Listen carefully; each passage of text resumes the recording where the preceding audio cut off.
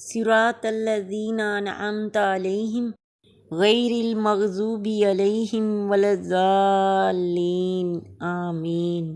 اللہ ان لوگوں کے راستے پر چلنے میں مدد فرما جن پر تو نے انعام کیا، جن پر تیرا غضب نہیں ہوا اور نہ ہی وہ لوگ راستے پر سے بھٹکے۔ قرآن مجید کی تصریح کے مطابق کامیاب انعام یافتہ لوگ جو ہیں وہ انبیاء، صدیقین، شہداء اور صالحین ہیں۔ وہ لوگ نہیں جنہیں مال و دولت یا حشمت و جاہ کی فراوانیاں حاصل ہیں۔ اور آپ صلی اللہ علیہ وسلم کے ارشاد کے مطابق مغضوبی علیہم سے مراد تو یہود ہیں جو گناہ کے کاموں پر دلیر ہو گئے تھے اور ان پر اللہ کا عذاب اور پھٹکار نازل ہوئی، اور ضالین سے مراد عیسائی حضرات ہیں جو فلسفیانہ موش گافیوں میں پھنس کر گمراہی کا شکار ہوئے۔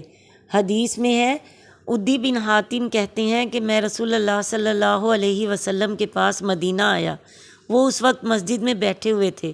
لوگ کہنے لگے کہ یہ عدی بن حاتم ہے جو بغیر کسی کی امان یا تحریر کے آیا ہے۔ چنانچہ مجھے پکڑ کر آپ صلی اللہ علیہ وسلم کے پاس لے گئے۔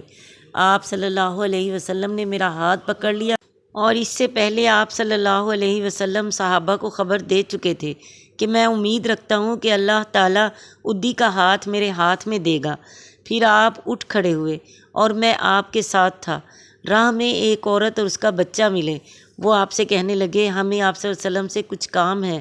چنانچہ آپ کے ساتھ کھڑے ہو گئے اور ان کا کام پورا کر دیا، اور پھر آپ نے میرا ہاتھ پکڑا اور اپنے گھر تشریف لائے۔ ایک لڑکی نے آپ صلی اللہ علیہ وسلم کے لیے بچھونا بچھایا، آپ صلی اللہ علیہ وسلم اس پر بیٹھ گئے۔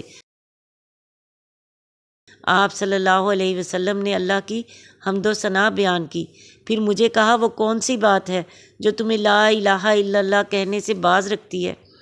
کیا تم اللہ کے سوا کوئی اور الہ چاہتے ہو؟ میں نے کہا نہیں۔ پھر آپ نے کچھ دیر باتیں کی، پھر پوچھا تمہیں اللہ اکبر کہنے سے کون سی چیز دور رکھتی ہے؟ کیا اللہ سے کسی بڑی چیز کو تم جانتے ہو؟ میں نے کہا نہیں۔ پھر آپ صلی اللہ علیہ وسلم نے فرمایا یہود پر تو اللہ تعالیٰ کا غصہ ہے اور نصارہ گمراہ ہے۔ میں نے کہا کہ میں تو یک طرفہ مسلمان ہوتا ہوں۔ پھر میں نے آپ صلی اللہ علیہ وسلم کے چہرے پر فرت دیکھی۔ پھر آپ صلی اللہ علیہ وسلم نے میرے بارے میں حکم دیا اور میں ایک انصاری کے ہاں مقیم ہوا، ٹھہرا رہا۔